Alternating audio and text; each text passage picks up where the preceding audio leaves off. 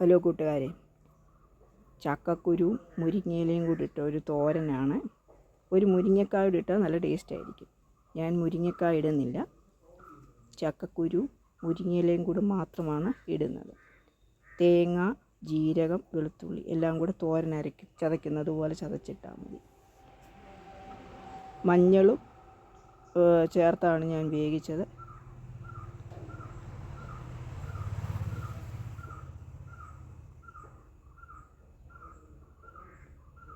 ചക്കക്കുരു, മുരിങ്ങയില, ഇതാണ് മെയിൻ ഇൻഗ്രീഡിയൻസ്.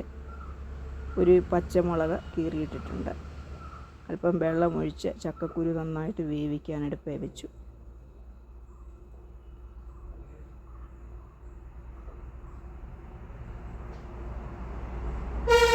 ഇനി മുരിങ്ങയിലയൊക്കെ വൃത്തിയാക്കി അതിനകത്തോട്ടിട്ട് ഇളക്കി ഉപ്പും ചേർത്ത് ഇളക്കണം.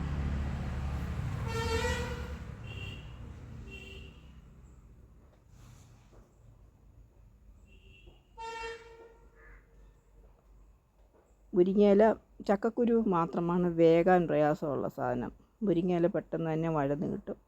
അതിനുശേഷം ഇച്ചിരി വെളിച്ചെണ്ണയൂടെ തൂകി നമുക്കിത് ഉപയോഗിക്കാം. നല്ല ടേസ്റ്റാണ്, ചെയ്ത് നോക്കും. അതുപോലെ പോഷകസമൃദ്ധവുമാണ്.